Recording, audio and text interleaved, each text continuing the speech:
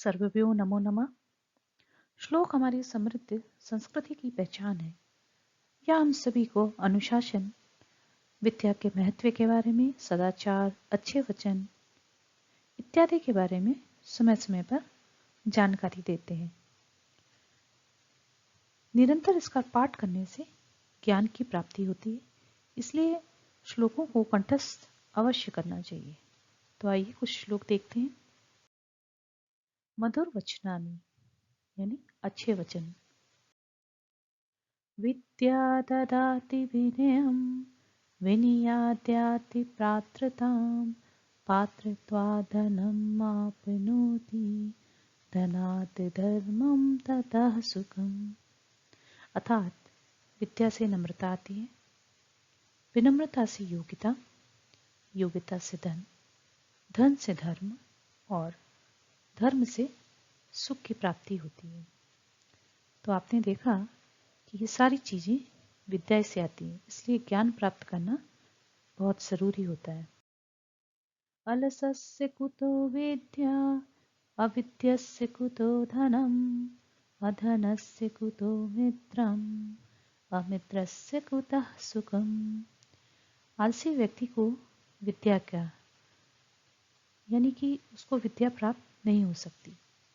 विद्याहीन यानी अज्ञानी को धन कहाँ, जो विद्याहीन होते हैं उनको धन की प्राप्ति नहीं हो सकती, और धन रहित को मित्र कैसे, और मित्रों के बिना सुख कहाँ, मित्रों के बिना कहीं सुख नहीं होता है। अर्थात विद्या से ही इन सभी की प्राप्ति होती है।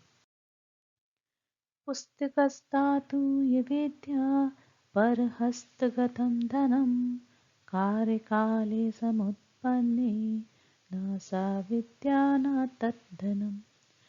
अर्थात पुस्तक में लिखी हुई विद्या दूसरे के हाथ में गया धन, समय आने पर न वह विद्या काम आती है और न धन। अर्थात विद्या हमारे काम नहीं है, लेकिन जो उसमें पड़ा हुआ ज्ञान है वो हमारे को पूरी जिंदगी हमारा साथ देता है।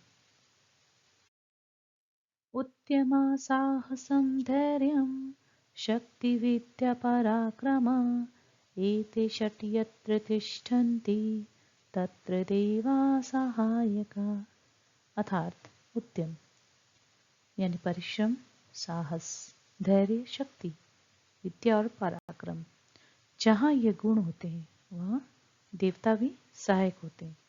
अर्थात जहाँ ये गुण होते हैं वहाँ हमें सभी कार्यों में सिद्धि प्राप्त हो जाती है।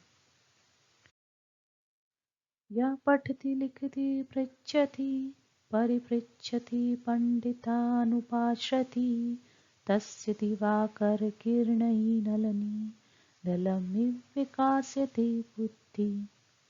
अर्थात जो पढ़ता है, लिखता है, पूछता है और पुनः पूछता है तथा विद्वानों का अनुसरण करता है, उसकी सूर्य की किरणों के समान उसकी बुद्धि का विकास होता है।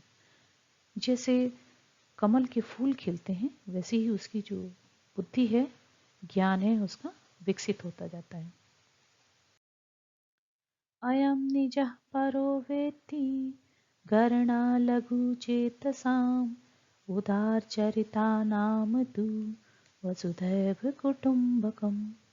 अर्थात यह मेरा है या ये पराया है, ऐसा विचार तुच्छ बुद्धि वाले करते हैं, परंतु उदार आचरण वाले व्यक्तियों के लिए समस्त पृथ्वी ही परिवार है, यानी वो सभी को अपने परिवार के समान ही समझते हैं और उसके साथ वैसे ही व्यवहार भी करते हैं।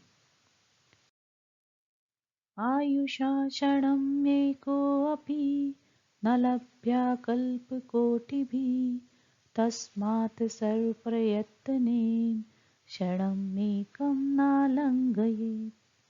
अर्थात आयु का एक पल करोड़ों मुद्राएं देकर भी प्राप्त नहीं किया जा सकता, इसलिए सभी प्रयत्नों के द्वारा समय का एक भी क्षण नष्ट नहीं करना चाहिए। अर्थात समय का सदुपयोग करना चाहिए।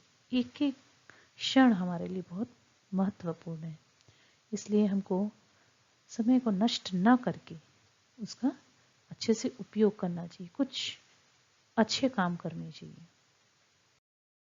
तो इस तरह से आज हम लोग ने देखा कि कैसे श्लोक हमारी एक समृद्ध संस्कृति की पहचान है और हमें पग पग पर हमारा मार्गदर्शन करते हैं, हमें अच्छी बातें सिखाते हैं। तो हम लोग को श्लोकों का कंठस्थ करना चाहिए और उनका पाठ भी करना चाहिए। वीडियो को लाइक करें, शेयर करें और सब्सक्राइब करना ना भूलें।